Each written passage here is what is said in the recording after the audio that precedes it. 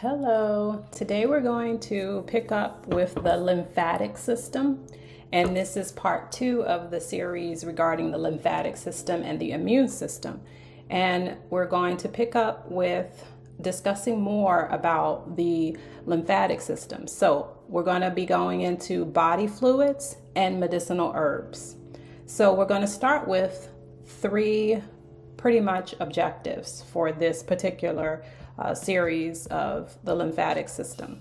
The importance of the fluid system, medicinal herbs that impact the fluid system and balance, key safety information to ensure the fluid system remains healthy. Okay, so we're just going to dive right in. So first, we're going to talk about the importance of the fluid system and understanding the importance of the fluid system in the Hebrew culture specifically. So the Hebrew, this is he who passed over from living according to the flesh to living according to the spirit.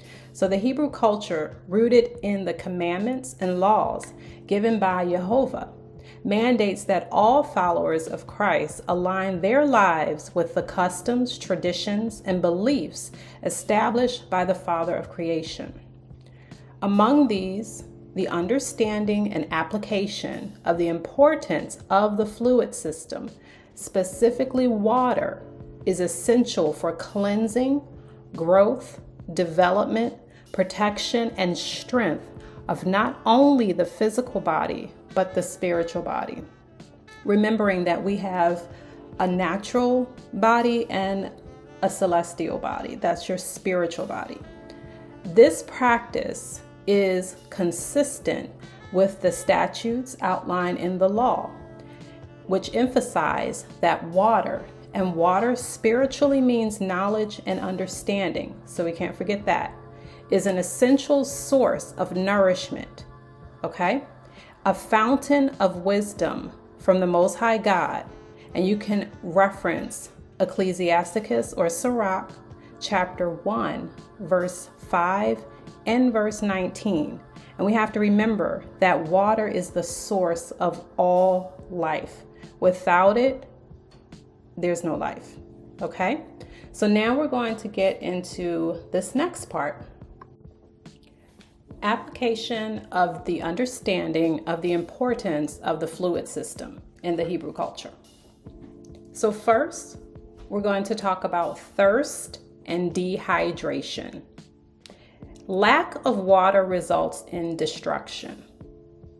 In the absence of water, again, which is knowledge, the spiritual and physical health of the body deteriorates, and we are ultimately destroyed. This principle is emphasized in the sacred text of the book of Hosea regarding the lack of knowledge being the reason for the people of the Most High God being destroyed. And you can reference Hosea 4 and 6. My people are destroyed for lack of knowledge. Because thou hast rejected knowledge, I will also reject thee, that thou shalt be no more priest to me. Seeing thou hast forgotten the law of thy God, I will also forget thy children. That's your works. Okay? In this citation, JEHOVAH explicitly connects the lack of knowledge with the destruction of his people. This is illustrating that ignorance of JEHOVAH's laws brings about their destruction and downfall. Just as physical dehydration weakens the body and leads to death, spiritual dehydration caused by rejecting or forgetting JEHOVAH's knowledge destroys the soul and estranges individuals from his covenant. So we're unable to perform our work without water. This understanding is further supported in Proverbs 25:25. As cold waters to a thirsty soul, so is good news from a far country. The cold waters, symbolizing refreshing, life-giving knowledge and wisdom from JEHOVAH, which revitalizes those who thirst after righteousness, referencing Matthew 5 and 6. Therefore, the flow of pure knowledge is essential to sustaining spiritual life, just as the body depends on the flow of clean water. So now I want you to think about something. Have you ever ran into a situation where you felt extremely thirsty? Okay, remember, we're talking about the lymphatic system, the fluid system of the body. Okay, have you ever come to a situation where you felt extremely thirsty, dehydrated? I mean, think of the time when you have been the most thirstiest that you've ever been. And you know that you can actually you will begin to have different physical symptoms, okay? Your mouth will become dry. Sometimes you have blurred vision. Sometimes you feel faint and you need to sit down. And then you're not quite sure what's going on, but in actuality, you're actually lacking water. Some people are in a state of dehydration or thirst, and they actually don't even know it. And some people don't realize that they are actually lacking water until it's too late. And this may result in someone fainting, passing out, unable to catch their breath. And you could just be in a normal physical state, not necessarily have done an extensive amount of exercise, but you could just be lacking water and you don't know it.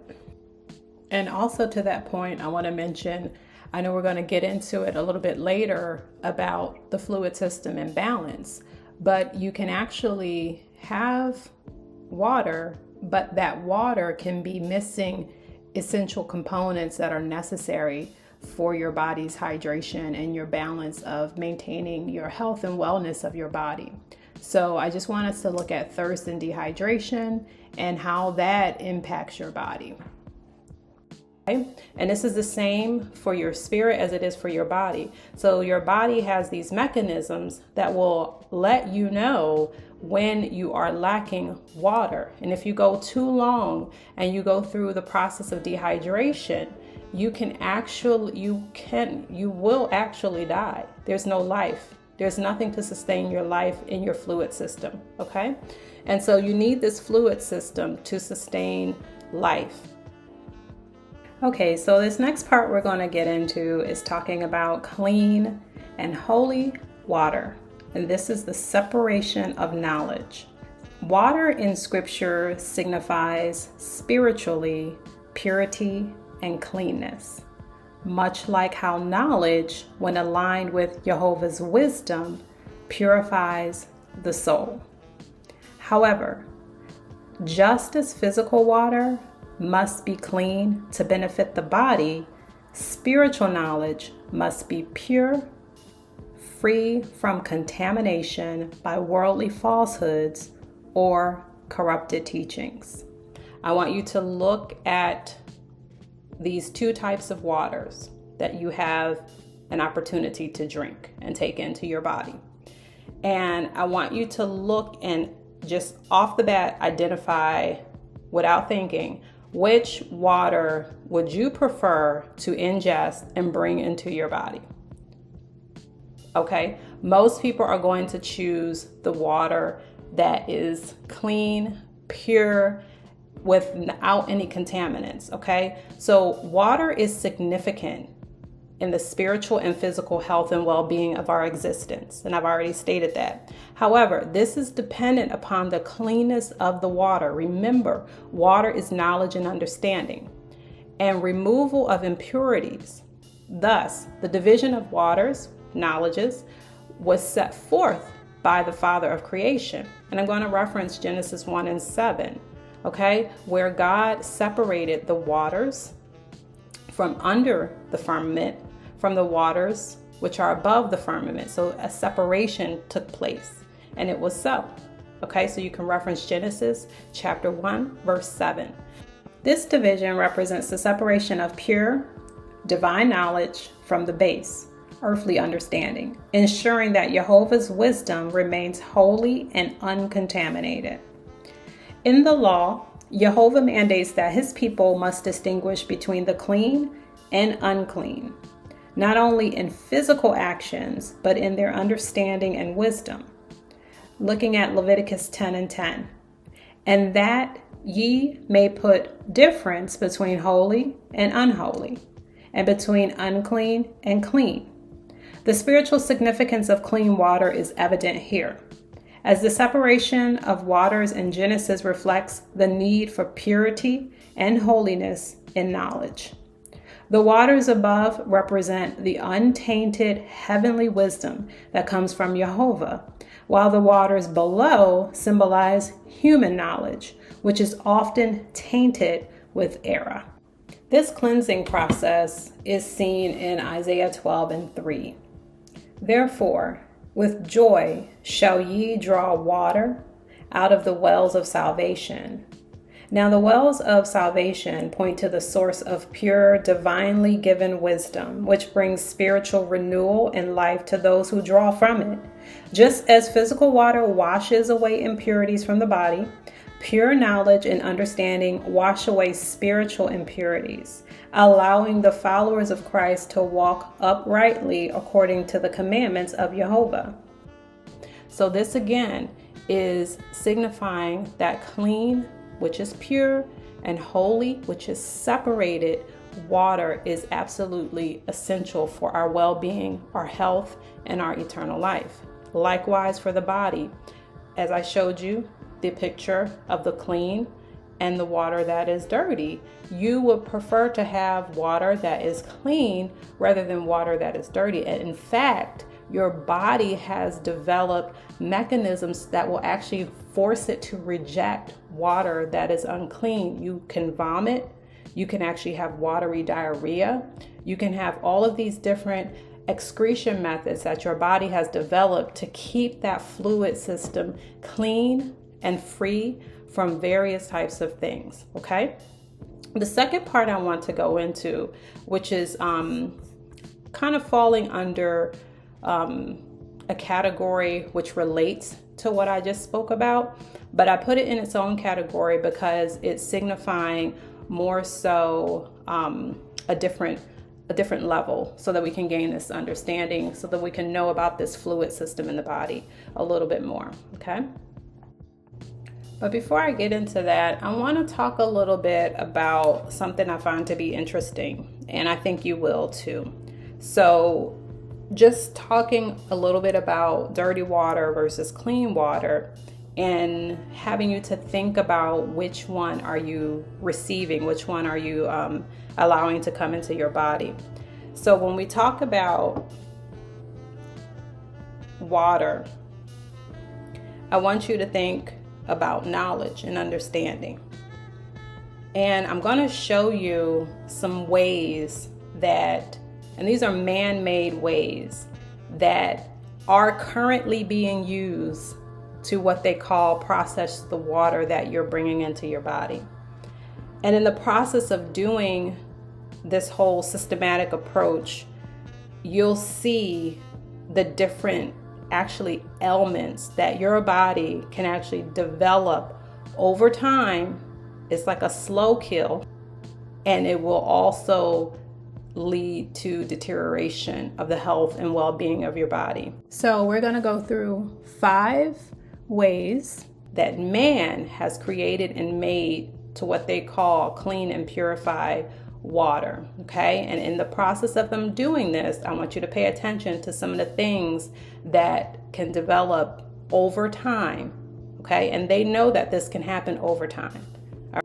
So we're going to start. So the first one is ozonation. Second one is UV radiation. The third one is reverse osmosis. Number 4 is chlorine treatment. And number 5 is distillation. Okay, so starting with ozonation. And a lot of times if you look at your natural spring water that you buy, say like from your typical grocery store, it will, well, most waters will tell you the process that they use. But I'm pointing out natural spring water because this process of ozonation has been used for your end product that you end up taking into your body, okay? And so this involves, and I'm not going to get too technical about this, okay? I just want to make this very simple and basic, because what I want you to see is that man has made and developed ways to alter and remove things from the water that you are taking in and consuming, and you think that it has the things that you need in it. And this is applied to all of these process methods that I'm going to go through. Okay, so ozonation. This is essentially O3. So when you have a water molecule, you know you have H2O, you have a hydrogen, 2 oxygens. Well, ozone, O3, is actually 3 molecules of oxygen, right?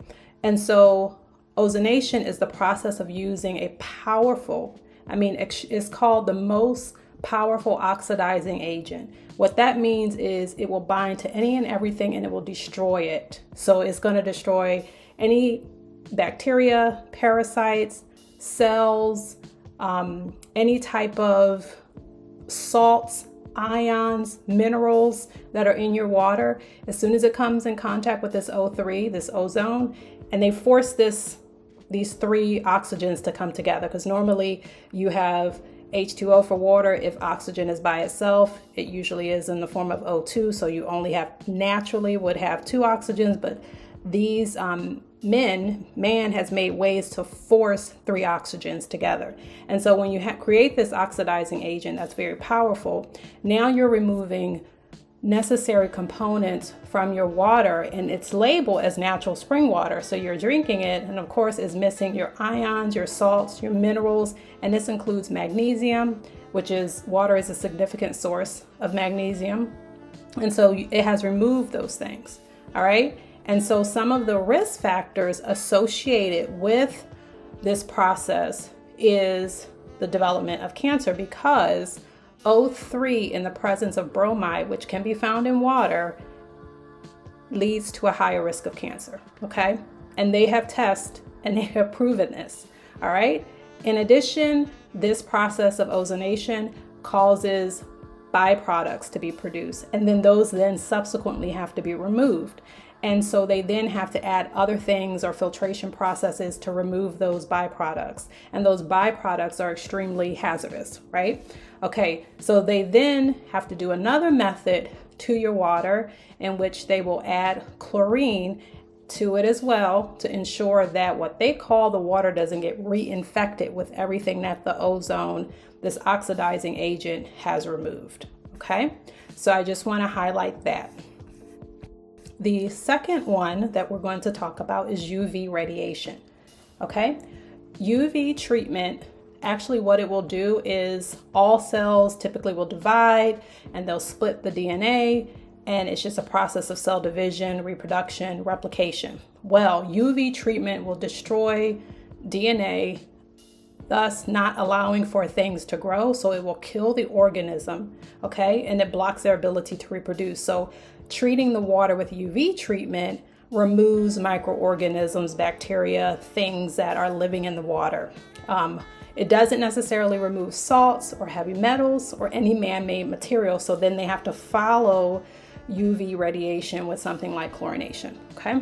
What I do know is that you can't, or they don't do UV radiation by itself. They always couple it with something else. So downstream, you're going to have some effect as a result of your water being treated.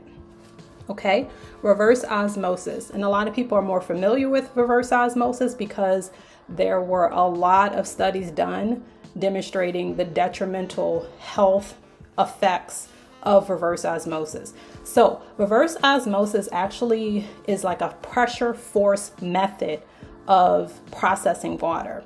And they use pressure and they force this pressure on the water molecules and they force it through a semi-permeable membrane. So essentially they're pushing the water through and they're calling this a purification process, okay? And they say that the contaminants are removed. However, once again, many things are lost. Your essential minerals, calcium, magnesium. And when you're actually cooking your food using reverse osmosis treated water, you are actually losing things like copper and cobalt, which are necessary for your body to function properly, okay? And there are, I can't even count the number of studies that I actually pulled up dating back. You got 1992, some goes back into the 1950s, where they identified that reverse osmosis, drinking this water, cooking with this water, resulted in higher hypertension, coronary heart disease, ulcers, cancers, pregnancy complications, newborn and infant development issues, anemia, stroke.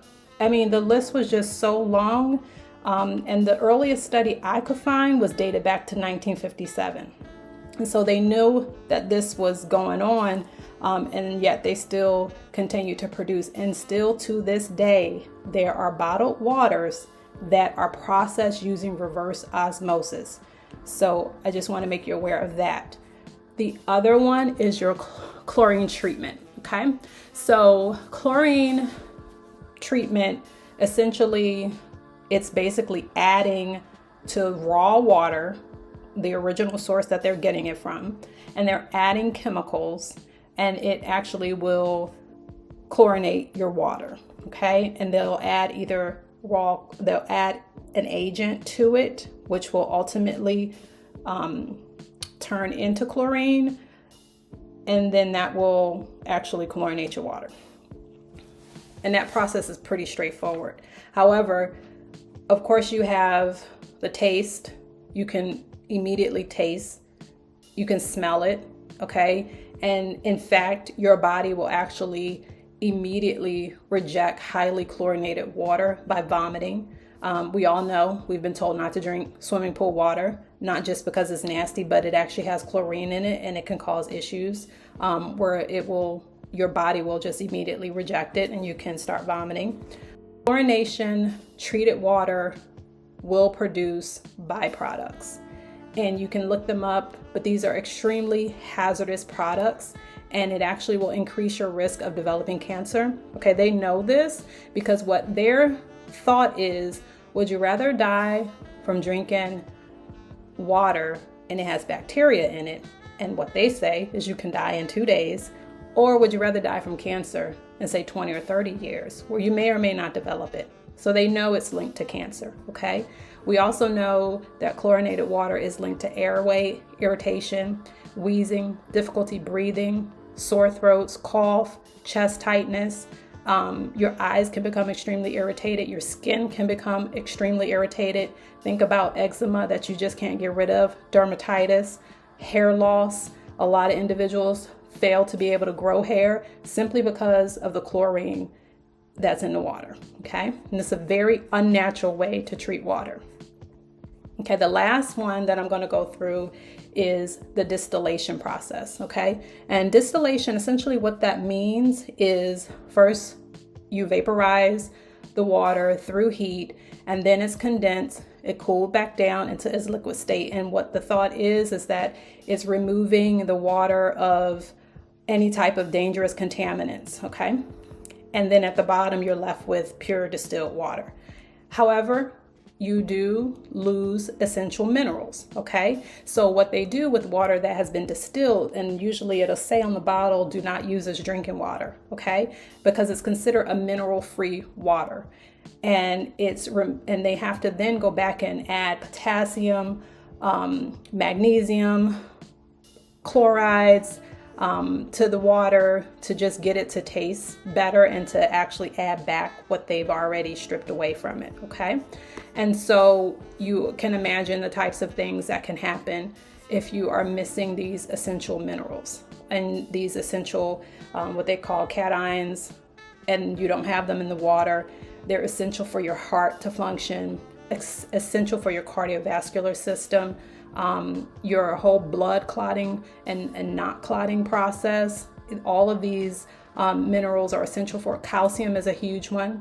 And I'm not going to go into a lot of details about calcium, but you should always consult a physician before you start to add things to your water like calcium, because that's a very tricky one, because your calcium, you don't want that to be too high and you don't want it to be too low. There's like a fine medium, which is an optimal level of calcium, and that might differ for individuals based on their needs. So you don't want to then just start randomly adding things to your water, but you do want to know where you are with your your total body minerals and ions, and you could easily find that out through your physician. But anyway, I just wanted to go through those ways that man has created to process water, and then we take it into our body.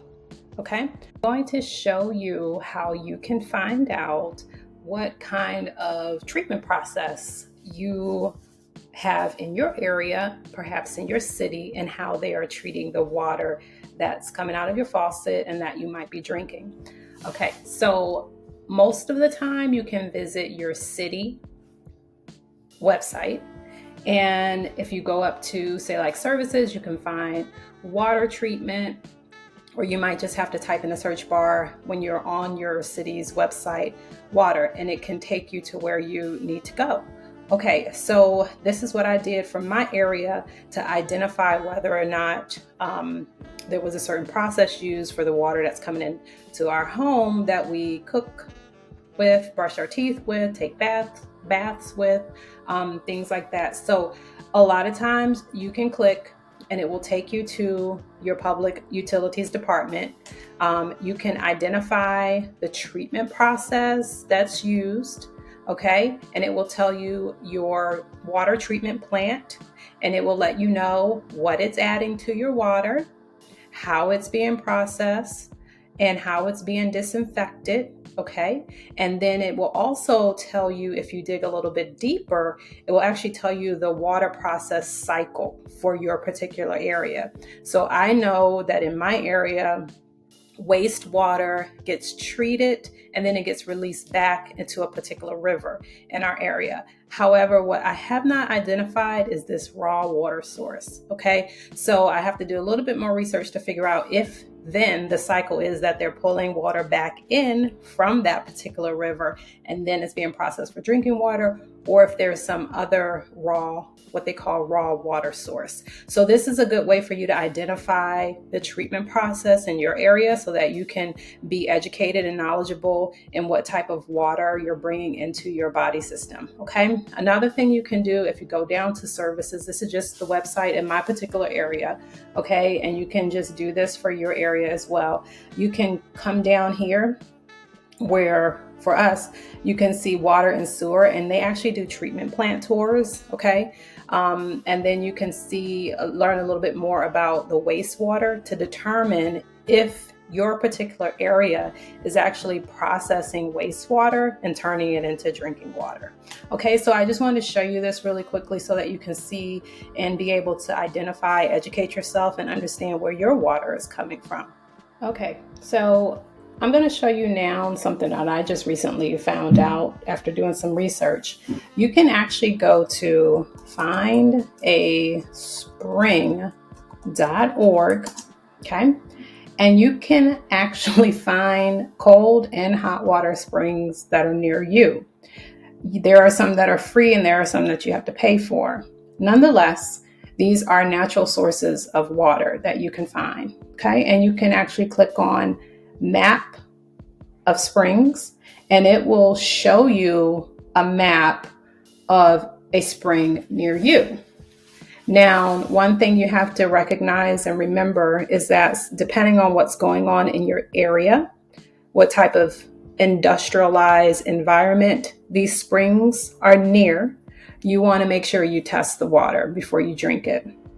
Okay, but I just wanted to make sure I show you both sides where you can learn more about the water that's coming into your home through your faucets. And then you can also identify natural sources of water, okay? Because what I want us to remember is in the Hebrew culture, we obviously know that there were not water processing plants, okay? Treatment centers for water. We know that water was a resource that was readily and freely available coming into springs, lakes, brooks, rivers, okay? We know that this is true. So I know that we are taught in opposition that natural water is bad and you should drink man-made processed water, okay? So I just want to make sure you can see and you can, zoom in and you can look and it will show you all the different springs, brooks that are in your area. And then you can just take your time. Maybe there's one that's close by you that you can go and investigate and identify and see if it's clean water that is able to be consumed. Okay, so I just want to make sure I show you both sides. So now we're going to get into this next part, which is how to determine which water knowledge you are receiving. And we're going to take a biblical analysis approach, and we're going to work through understanding dirty water versus knowledge for healing. So in the framework of biblical law, water symbolizes knowledge, and the type of knowledge you receive can either nourish and heal you or corrupt and destroy you. This distinction between clean water, which is true knowledge, and dirty water, which is false or harmful knowledge, is essential to understand, especially in matters of health and healing. So we're going to look at Deuteronomy 32:2, where JEHOVAH declares, "My doctrine shall drop as the rain, my speech shall distill as the dew, as the small rain upon the tender herb, and as the showers upon the grass." So here we can see a clear relationship between divine doctrine, which is representative of clean water, and its nurturing and healing properties. So just as clean water promotes life, dirty water, representing false or incomplete knowledge, leads to destruction. In this portion of our analysis, the results examined are the misconception of prescribed drugs and how they often serve as dirty water by offering suppression rather than true healing, leading to harmful side effects. All right, so we're going to break down the issue. Okay, the issue is misconception of medicinal drugs as healing agents. That's the issue we're going to focus on. Medicinal drugs, often prescribed by mainstream medicine, are presented as sources of healing. However, a deeper examination reveals that these drugs are not designed to cure, okay, but to suppress symptoms. All right, they're designed to manipulate an effect on the body, and this is going to introduce harmful side effects. This leads to a state of confusion and imbalance in the body. So this is similar to ingesting dirty water. As with spiritual knowledge, when the information you receive is false or incomplete, it leads to harm rather than healing. All right, so we're going to look at, for this analysis, we're going to look at Proverbs 14:12, which states, "There is a way which seemeth right unto man, but the end thereof are the ways of death." Okay, so the path of relying on prescription drug medications or any type of over-the-counter medication, medicinal drugs. Remember, drugs that are being prescribed are considered foreign, okay? And they may seem right, but the end result is often harmful to one's health, much like the deceptive nature of dirty water, okay? Because that's our focus here. So we're going to look at this rule, all right? So water as a metaphor for knowledge in biblical law. So let's look at John 7:38. And this is where the Messiah declares, "He that believeth on me, as the scripture hath said, out of his belly shall flow rivers of living water." And so living water or pure knowledge leads to life, healing, and clarity. In contrast, we're going to look at Jeremiah 2:13. Condemns those who turn away from JEHOVAH wisdom, saying, "For my people have committed two evils. They have forsaken me, the fountain of living waters," okay, that pure knowledge, "and hewed them out cisterns, broken cisterns that can hold no water." So here we have in this citation, the rejection of JEHOVAH's wisdom is likened to drinking from broken cisterns. These repositories of false and dirty water, okay? This is your false knowledge, which ultimately leads to harm and spiritual death. When applying this understanding to modern medicinal drugs, we have to ask, are we receiving living waters that provide true healing, or are we partaking in broken cisterns that offer suppression and harm? So this is the question that you need to ask yourself. And mainstream medicinal drugs, which are often designed to mask symptoms rather than address the root cause, function as dirty water, so we can see the movement of this dirty water. This knowledge is incomplete and in many cases dangerous. So they're not going to give you the full spectrum of all of the information that you need, or that they may even know that could cause harm to your body as a result of taking in this dirty water. So now we're going to get into carefully looking at the suppression drugs as dirty water. Millions of people are prescribed medications each year without understanding the full scope of their effects. This is akin to consuming dirty water, information that is tainted and harmful. So what you have is many drugs are presented as solutions to individuals to a specific problem, disease, underlying ailment that they might have. But in reality, they cause a cascade. These medicinal drugs cause a cascade of additional issues within the body. So I'm going to show you some examples of what I mean by that. All right. So we're first going to give an overview of the examples, and then I'm going to show you some demonstrations of more specific examples. All right. So in general, you may have drugs that might be prescribed for inflammation, and they may have impacts on your cardiovascular system. You may have medications that are prescribed for pain. In turn, they may have organ toxicity, okay?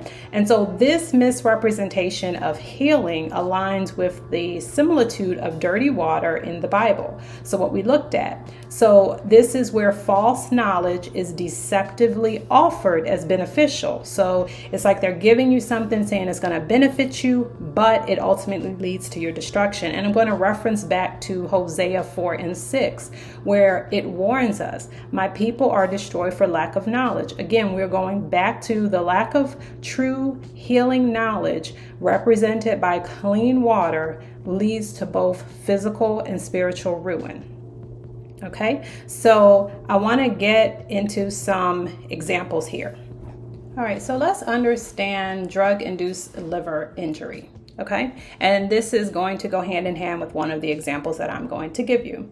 So some medication causes your liver to become sick. Okay, and what that means is you experience drug-induced liver injury.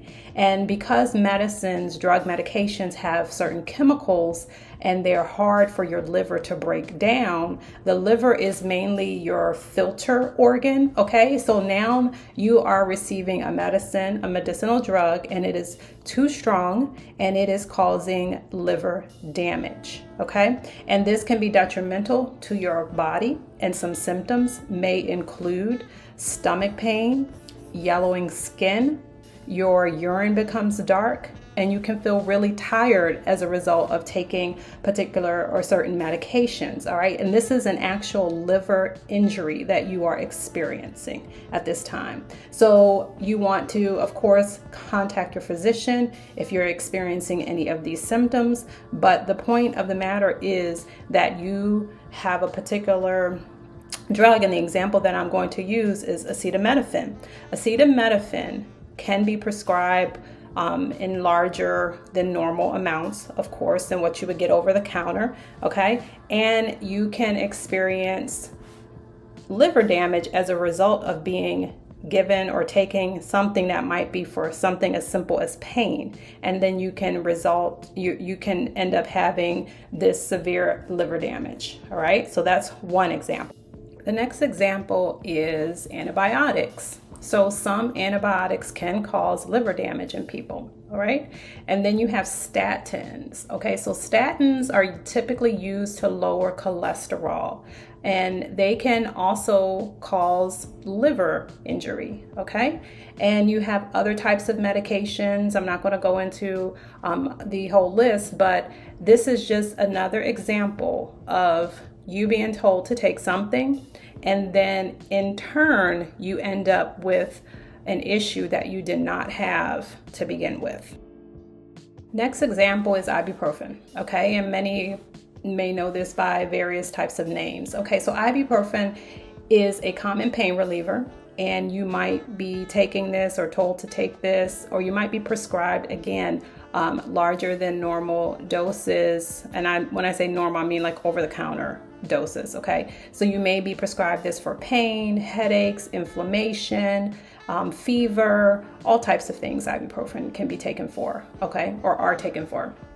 And what happens is you can increase the risk of cardiovascular events like heart attacks or strokes. And why does this happen? Because ibuprofen works by blocking various chemicals in the body, which are related to how the blood flows and how the blood clots. All right. So then you can have, something as simple as it becomes harder for your heart to work, okay? And it becomes harder for your blood to pump, all right? And then this causes an effect on your heart and your blood vessels over time, and you can have severe side effects such as a stroke or a heart attack by taking something that you're being told to take for pain.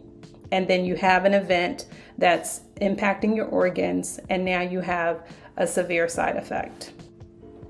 So when you take a medicinal drug, you are introducing a foreign substance into the body, which often leads to confusion rather than clarity. All right, so this confusion is comparable to the spiritual confusion described in Isaiah 5:20, which states, "Woe unto them that call evil good and good evil, that put darkness for light and light for darkness, that put bitter for sweet and sweet for bitter." Drugs are often presented as good, healing, right?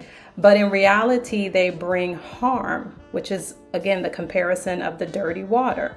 The harmful side effects that I've given you examples of are related to liver toxicity, but you also can have kidney disease, you can have suicide, even death, reflect the bitter consequences of relying on false knowledge.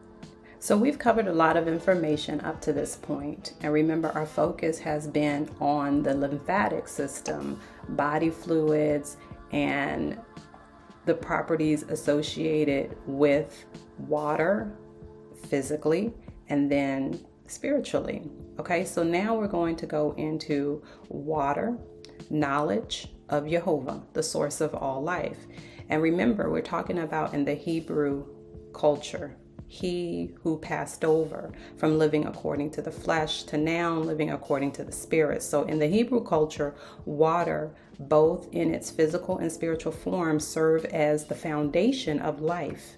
It is not merely a liquid that sustains the body's fluid system by removing pathogens, toxins, and diseases, but it also represents knowledge, the source of all spiritual life. And this understanding of water as divine wisdom and knowledge is deeply rooted in the scriptures, where it is described as a pure influence flowing from the glory of the Almighty. And again, that's referencing Wisdom of Solomon 7:25. So this direct connection between water and knowledge reflects JEHOVAH's eternal power, whereby wisdom and knowledge serve as life-giving forces. So we're going to take a look at Psalms 119:9. The question is being asked, wherewithal shall a young man cleanse his way? Question.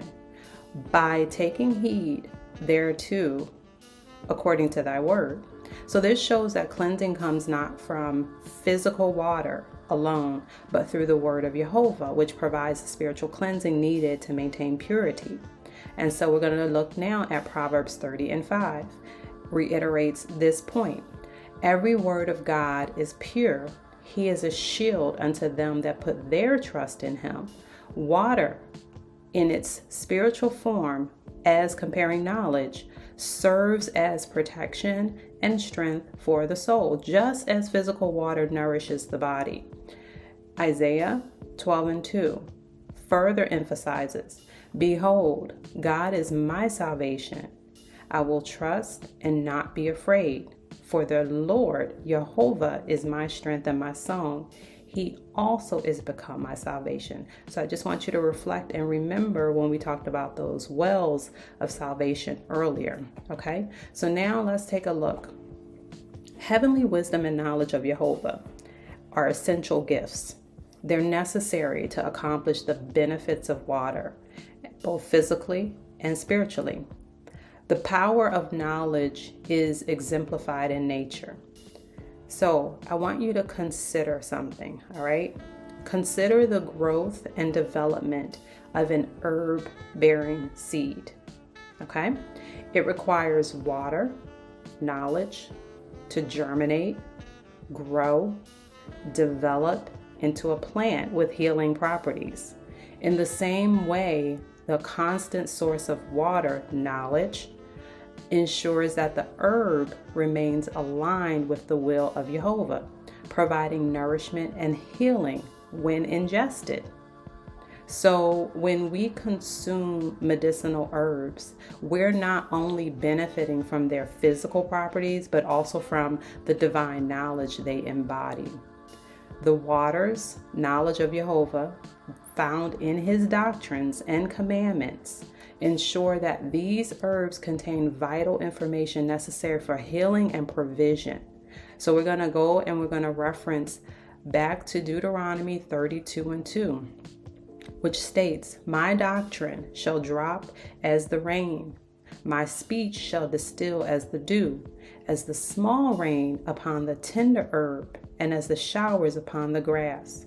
This illustrates how divine knowledge, like water, nourishes life and ensures growth. Similarly, we're going to look at Deuteronomy 11:14. Promises that I will give you the rain of your land in his due season, the first rain and the latter rain, that thou mayest gather in thy corn and thy wine and thine oil.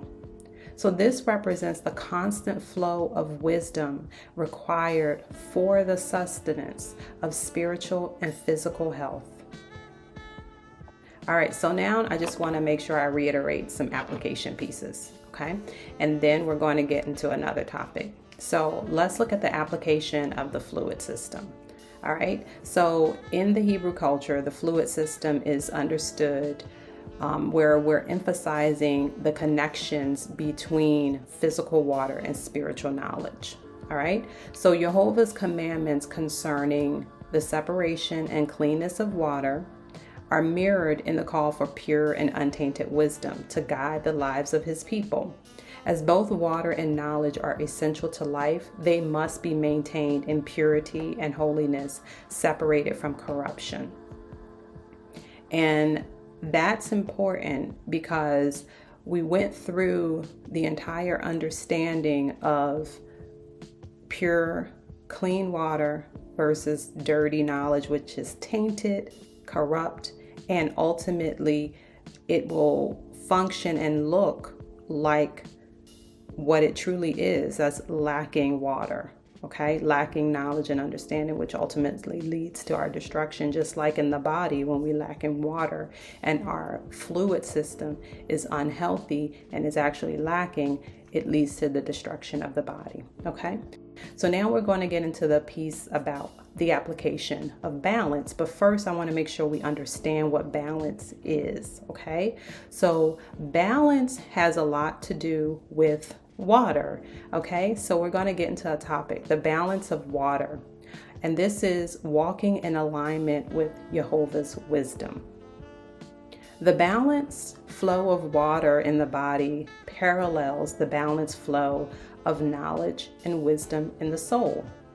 When one is deprived of pure water, spiritual knowledge, the body becomes weak and the spirit falters. And I'm going to reference Ecclesiasticus 19:22, which states, "The knowledge of wickedness is not wisdom, neither at any time the counsel of sinners prudence." Just as polluted water causes harm to the body, corrupt knowledge, wickedness, leads the spirit away from JEHOVAH, causing imbalance and leading to destruction. So now let's take a look back at the application of balance in the Hebrew culture and the importance of the fluid system. All right, let's jump in. The Hebrew culture, rooted in the commandments and laws given by JEHOVAH, mandates that all followers of Christ align their lives with His divine will. One fundamental principle of this alignment is the understanding and application of balance. The fluid system, or water, which is knowledge and understanding, is essential not only for sustaining life, but also for ensuring spiritual and physical balance. Water, like knowledge, must be received and distributed evenly, in alignment with JEHOVAH's laws. This is reflected in Job 31:6. Let me be weighed in an even balance, that God may know mine integrity. The concept of balance here is synonymous with righteousness and uprightness, achieved by maintaining spiritual purity through knowledge. Followers of Christ are called to guard the purity of their knowledge, ensuring that they align their wisdom with the statutes given by JEHOVAH. And so this is exemplified in Proverbs 4:7. Wisdom is the principal thing, therefore get wisdom, and with all thy getting, get understanding. Here, JEHOVAH's wisdom is likened to clean, pure water necessary for the balance and health of both body and soul when aligned with JEHOVAH's commandments. Wisdom becomes a source of life and strength. All right. And so I can reference again Deuteronomy 32:2.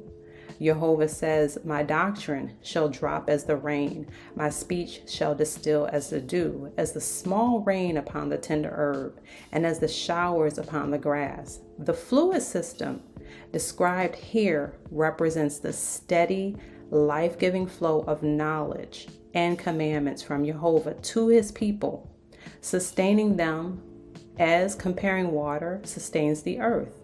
So those who walk in this doctrine, those who receive this rain, are nourished spiritually, just as the earth is nourished by physical water. And now I want to make sure we can look at the critical aspects of balance, okay? When considering the fluid system in both the body and the soul, just as the physical water needs to be kept clean and balanced for proper hydration and health, spiritual knowledge must also be pure, balanced according to JEHOVAH's commandments. So, biblical law of JEHOVAH consistently teaches the importance of maintaining physical and spiritual balance, ensuring that the wisdom we receive aligns with the will of JEHOVAH. This is going to lead to growth, protection, and righteousness. When it is not aligned with the will of JEHOVAH, that's when we get into imbalances. And we know that when we have those imbalances, let's just look at the physical aspect. That's when we have various types of diseases, sicknesses, illnesses in the body. It's likewise similarly comparing to not being in alignment with the will of JEHOVAH, following His commandments according to biblical law. So I just want to get to one last piece regarding balance, okay? The Hebrew culture's focus on water, both physical and spiritual, serves as a reminder of the importance of balance, coupled with purity and constant renewal in the life of every believer. The fluid system, as we've already stated, is not only a symbol, but a literal manifestation of the need for JEHOVAH's wisdom, without which both body and soul fall into destruction. Therefore, the application of the fluid system, the application of balance in the Hebrew culture, the understanding of the importance of the fluid system and balance in the Hebrew culture is essential. Okay? It's a call to live in obedience to the divine commandments, ensuring that the waters we partake in, both physically and spiritually, are clean, holy, and aligned with the will of JEHOVAH. We're going to get into the topic of understanding medicinal herbs that impact the fluid system and balance. Medicinal herbs play a significant role in maintaining the balance of the fluid system and extends to the blood. Some methods used to ensure that medicinal herbs enter into the fluid system include utilizing medicinal herbs as edibles, so you can eat them, tinctures, or drinking them as teas, which can be some of the most effective ways of ensuring that the medicinal herbs get into the fluid system, as well as applications. So you can apply them in the forms of creams or sprays or mist on the skin, and it can enter into your fluid system that way as well. In the Hebrew culture, herbs that cleanse the body and purify the blood also represent spiritual cleansing, as they are aligned with the pure knowledge provided by JEHOVAH. These herbs, like wisdom, serve to remove impurities and restore balance. As water cleanses physically, the wisdom embedded in these herbs heals spiritually, ensuring that the body and soul remain in harmony with the divine will. So we're going to do a biblical analysis, understanding the purpose and use of medicinal herbs in the Hebrew culture. The law speaks of various plants and herbs used for healing and purification. And we're going to reference Ecclesiasticus or Sirach 38:4. It states, "The Lord, the Creator, hath created medicines out of the earth, and he that is wise will not abhor them." These medicines, when aligned with Jehovah's knowledge, serve to heal both physically and spiritually. Just as water ensures the balance of life, so too do these herbs impact the fluid system, bringing healing and restoration. And this is further reiterated in Hebrews 12:13. "And make straight paths for your feet, lest that which is lame be turned out of the way. But, however, let it rather be healed." This warning is a call for the followers of Christ to live in a manner aligned to Jehovah's commandments, laws, and statutes, by which, having our desires ordered by Jehovah, we can avoid becoming lame, which is weak and diseased. This is offering a preventative remedy, much like the physical, when we follow the proper use of medicinal herbs, offering healing. Herbs include trees, and these are gifts, as this is declared in Genesis 1:29, which states, "And God said, Behold, remember, I have given you every herb-bearing seed, which is upon the face of all the earth, and every tree in the which is the fruit of a tree yielding seed. To you it shall be for meat." This is doctrine. These gifts are provided to the people, Hebrews, meaning those who passed over, from living according to the flesh to living according to the Spirit. The pure teachings and lessons contain the seed. This is the word of JEHOVAH. And this seed is the wisdom and knowledge of JEHOVAH, serving as provisions for healing and purification, offering medicines for infirmities, diseases, and sicknesses. Matthew 10:1. "And when he had called unto him his 12 disciples, he gave them power against unclean spirits, to cast them out, and to heal all manner of sickness and all manner of disease." So let's look at an issue. Okay, the issue, the incomplete or contradictory information regarding the purpose and use of medicinal herbs. And we're going to look at according to man's own understanding. In this analysis, the results examined are incomplete or contradictory information regarding the purpose and use of herbs provided by man's own understanding, thus causing our temples to be defiled. So it is essential to understand the purpose and use of herbs, not using man's understanding. This includes using methods like a textbook or man's interpretation, as herbs contain sources of physical and spiritual healing. Therefore, using a textbook method or man's interpretation to understand medicinal herbs provides incomplete, mixed, and oftentimes contradictory information, meaning it's lacking reliable information, which can lead to the improper and unsafe use of herbs, thus lacking the necessary cleansing and healing in the Hebrew culture. So in this approach, we're going to look at medicinal herbs that impact the fluid system by providing information that is incomplete or contradictory, and this includes mixed information. These types of informations that are provided.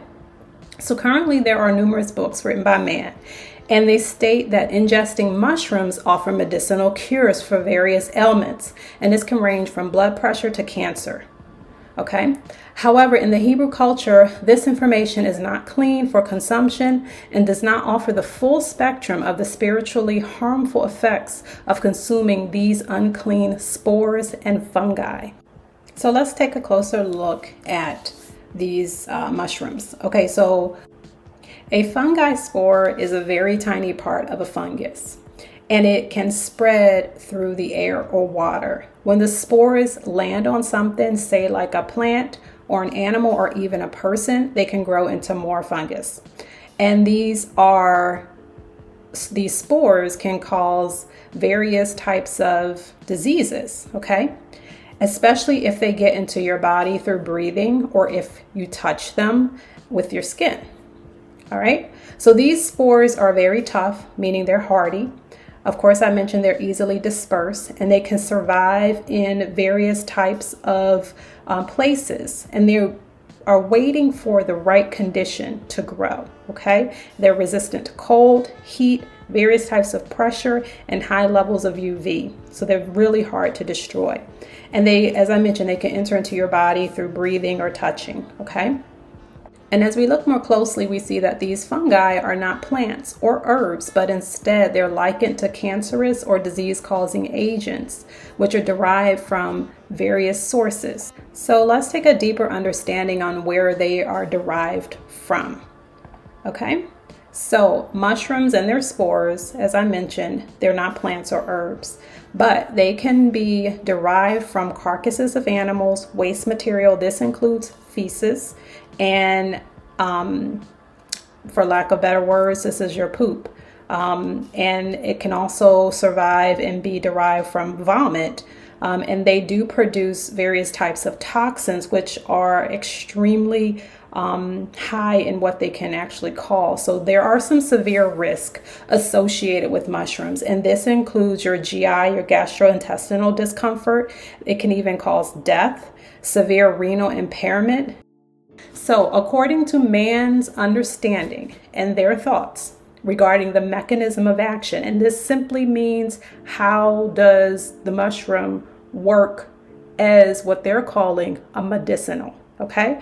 And so these mechanisms of action are attributed to something called glucans, triterpenes, phenols, sterols, and statins. And most people may be familiar with statins because this is something that's used synthetically. Man has created various types of statin pharmaceutical drugs. Okay, so for lack of time, I'm just going to break down one of the mechanisms of actions, and that's the glucans. All right, so glucans are, simply put, sugars. Okay, it's considered a polysaccharide, so it's a complex sugar, and it also is a component of the cell wall of these fungi. Okay, and a complex sugar just simply means it's made up of more chains of sugars when you compare it, say, like to a monosaccharide. Okay, so here we have what we would identify as a polysaccharide, and the best way I can relate it for you is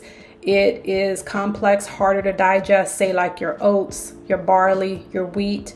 And so they're saying that, well, it's been shown that these types of glucans, this polysaccharide form, is found in mushrooms, but I want you to pay attention because it's also found in cleaner plants. All right. And compared to monosaccharides, which are more like your simple sugars, right? That's what you find in, say, like your regular white refined sugar, bread, cereals, a lot of processed high sugary food. They're going to be more composed of these monosaccharide type sugars, okay?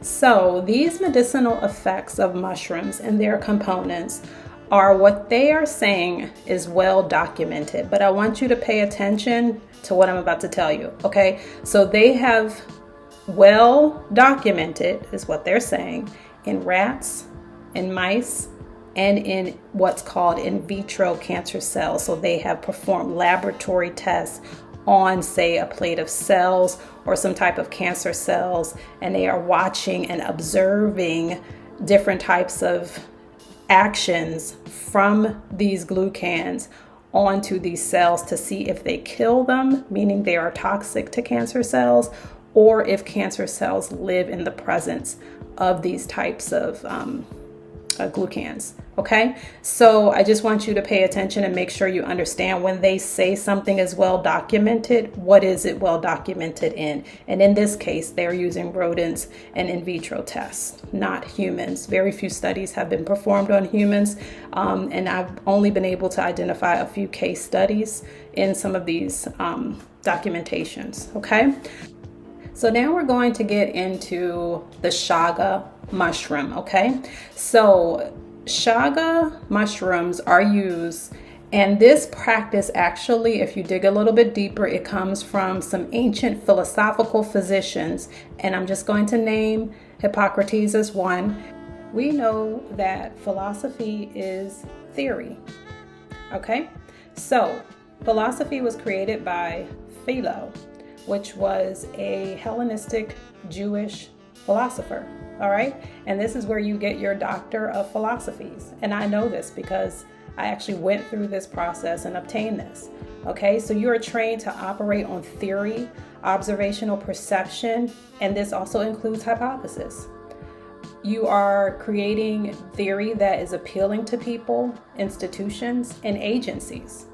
And you are employing intellectual theory and reasoning as well. And you also have what's called mathematical computations to what you are using to support this theory. So you are thinking within the confines of the human mind and the bonds thereof, and you are elevating that way of thinking above the wisdom of JEHOVAH.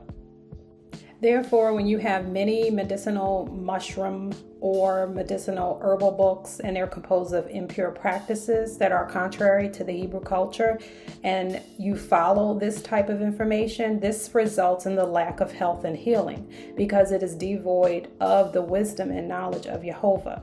And I'm going to reference Jeremiah 8:15. We look for peace, but no good came, and for a time of health, and behold, trouble.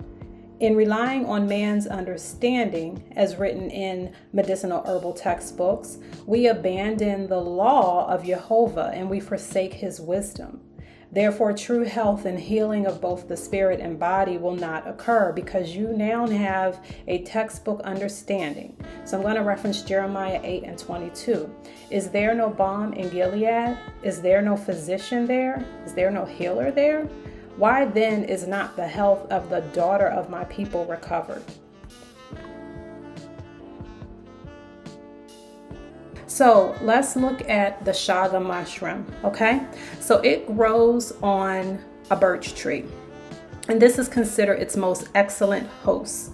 And there are underlying mythology aspects according to the use of this practice for using this type of mushroom for what they are calling treatment and healing of various diseases. Okay, and the birch trees are found throughout parts of the United States and other countries as well.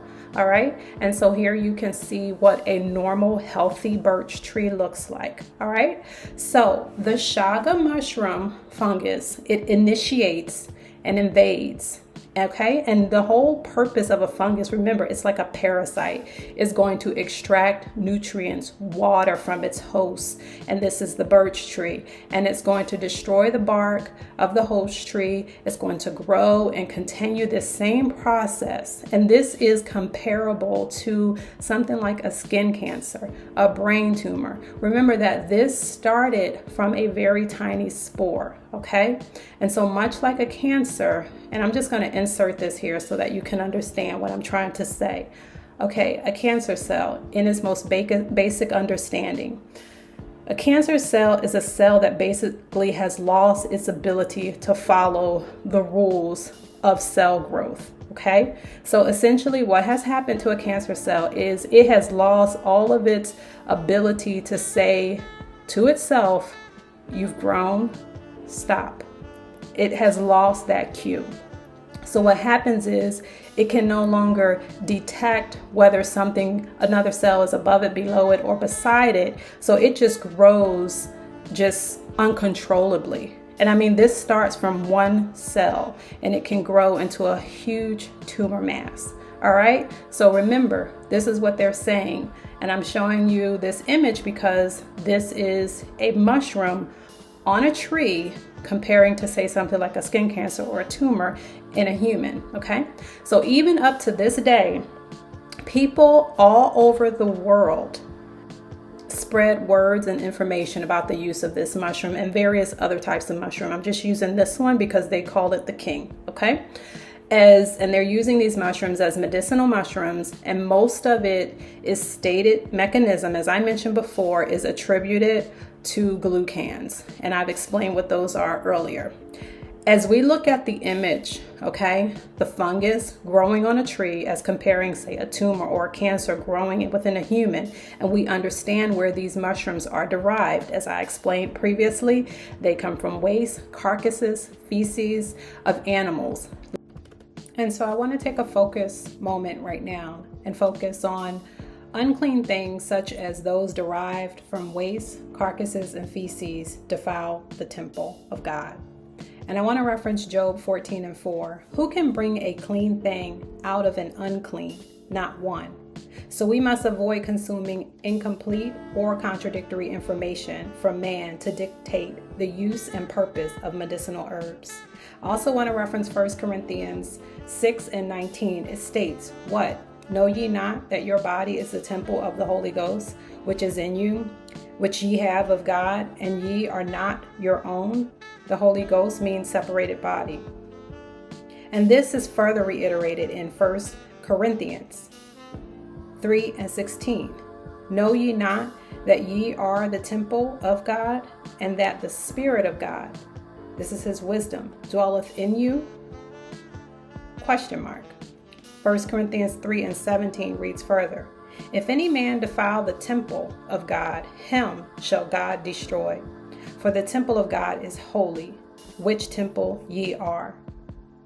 In the Hebrew, this is he who passed over from living according to the flesh to living according to the spirit culture. We are provided clean and holy provisions, healing medicines, as we read in Ecclesiasticus 38:4 are described. The Lord, the Creator, hath created medicines out of the earth, and he that is wise will not abhor them. And in Revelations 22:1 it states, and he showed me a pure river of water, knowledge, of life, clear as crystal, proceeding out of the throne of God and of the Lamb. This signifies that as followers of Christ, we are not to defile the temple of God, both in the physical and in the spiritual, by taking in unclean things. I've given you the example of the mushroom, as well as words of a sinful man. And you can reference 1 Maccabees 2:62 to see the consequences of taking in words of a sinful man, which are wicked and contrary. These words tell you that these types of things offer health and healing to the body, and they do not. All right, so we're going to talk about another example in which man's understanding has identified a cleansing herb However, we're also going to consider how to safely use this cleansing herb, which may not be denoted in textbook understanding of this particular herb. Okay, Cascara sagrada. This herb is derived from the bark of the Rhamnus persiana tree and is commonly used as a natural laxative. And I know this one because I actually took this one. And the cleansing properties of Cascara sagrada are primarily due to its contents of different components, but the main one is the anthraquinones, okay? And so these actually allow and stimulate the bowel movements, and they support your digestive health. And they have this herb has various cleansing properties, and we're going to go through each of them, okay? So the first one is it has a laxative effect by stimulating bowel movements, okay? So it actually works by stimulating a particular type of movement and contraction in the intestines, and this will help move your stool through the digestive tract, allowing you to be relieved of constipation and promote regular bowel movements. All right, another laxative effect that it has is it will increase water secretion. So you do have to drink a lot of water when you're utilizing this particular herb. So the anthraquinones in Cascara sagrada, they'll increase the water, your electrolyte secretion into your colon, allowing your stool to be softened and making it easier for your bowel movement to pass. Okay, and then you have detoxification. So detoxification mainly consists of the colon cleansing. Regular use of Cascara sagrada can help cleanse the colon by promoting the expulsion of waste materials and toxins that may have accumulated in the intestine. In the end, we're going to talk about how to safely maneuver this detoxification process, okay? Cascara sagrada does support the digestive health. So by facilitating regular bowel movements, it can prevent the buildup of waste and toxins within your body and reduce the risk of toxin reabsorption, thus promoting your overall digestive health. This herb also has antimicrobial properties, and there are some studies which have shown that this particular herb can help fight various types of antimicrobials and help to balance out your gut flora. And what that is your normal gut flora where you have bacteria and things that grow. It can help to prevent the growth of harmful ones, okay? So one thing to consider, and this goes back into being able to identify proper usage and considerations for various types of herbs, because not all herbs should be used for long periods of time or in large doses, okay? So Cascara sagrada can actually be found in your own neighborhood, forest, or backyard, which is interesting. You just have to be able to properly identify it. So there are various forms that Cascara sagrada is available in. You have capsules, tablets, and teas. And you want to consider a safety risk and toxicity. So this herb is safe for short-term use, but not recommended for long-term use. Low dosing is suggested. There is some information out there of rare instances of high dose usage leading to the development of cancer. You want to avoid using this for a long term, as well as using in large doses.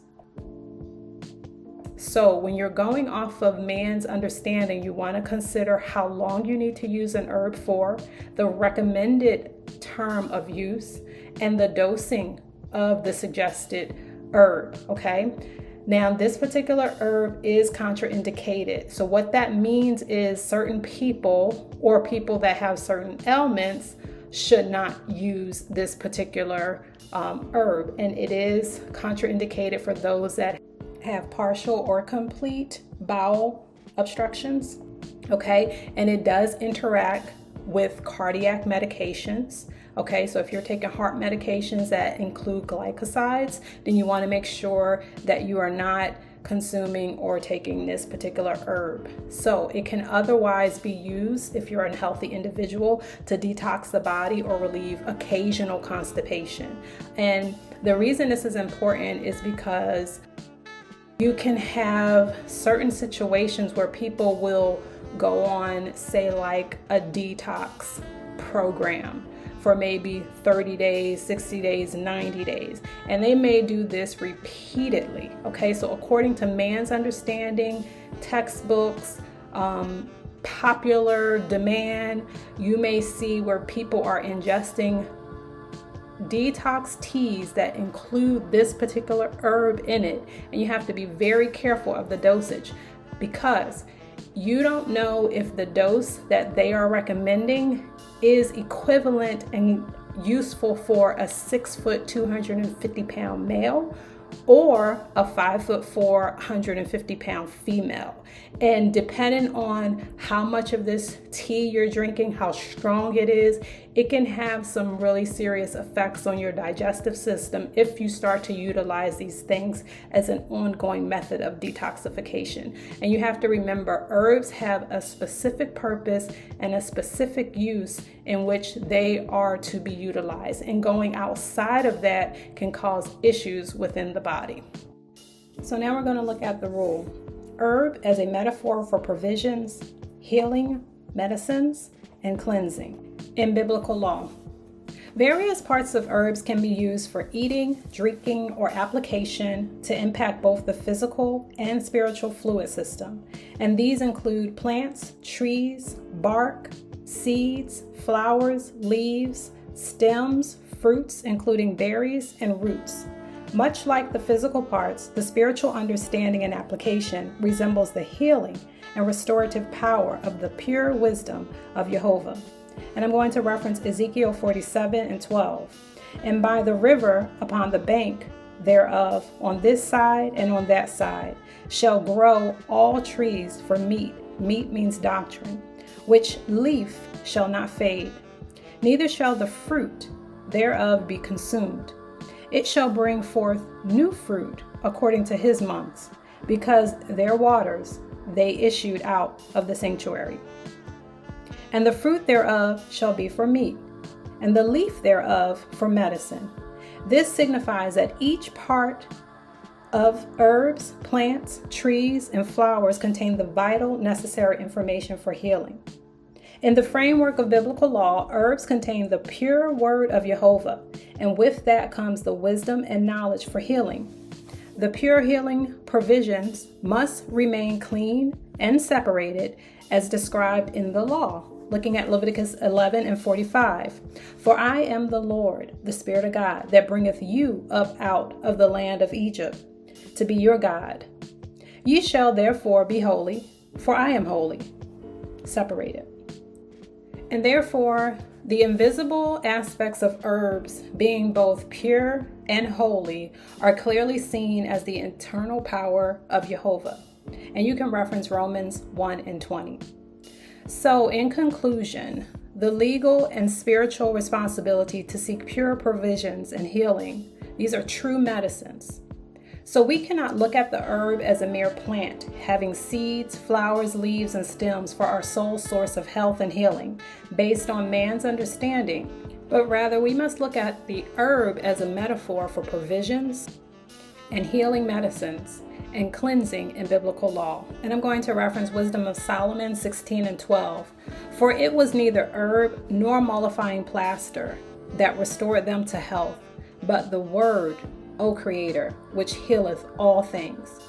Much like herbs, when we properly use the wisdom of JEHOVAH for its intended purpose, we can obtain true medicinal healing. So now I want to leave you with key safety information to ensure the fluid system remains healthy. And we're going to talk about a handful of safe ways to ensure the fluid system remains healthy. All right, so we're going to actually go through 5 of them. So these are 5 safe ways to ensure the fluid system remains healthy. Number 1, Adhere to the laws of cleanness. And you can find this in Leviticus chapter 11. So this is going to ensure that the knowledge and wisdom you receive are clean and pure and aligned with Jehovah's statutes. Number 2, maintain spiritual balance. And you can reference Proverbs 16 and 11.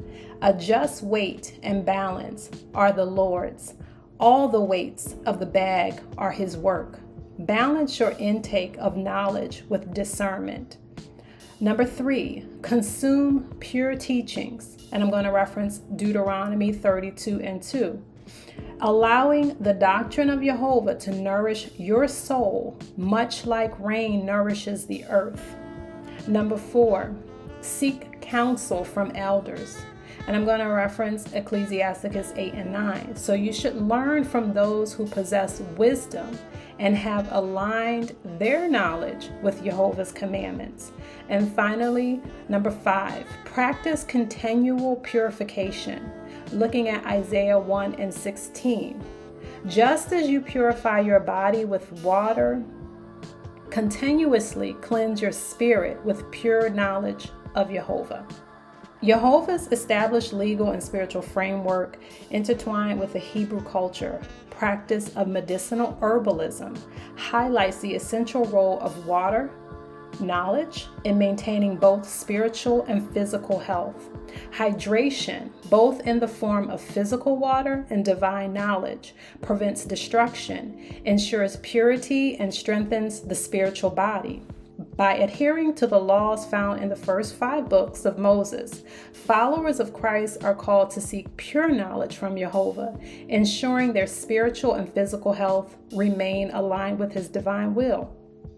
The fluid system, therefore, is not only a symbol of physical health, but a representation of the flow of divine knowledge and wisdom that must be maintained in purity and balance.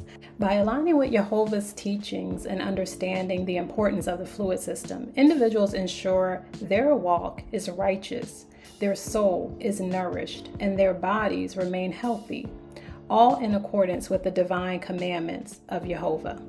So we've gone through the lymphatic system. This is part 2, where we discuss body fluids and medicinal herbs that impact the fluid system and balance in the Hebrew culture. I'm Dr. Fatima Larry, and thank you for listening.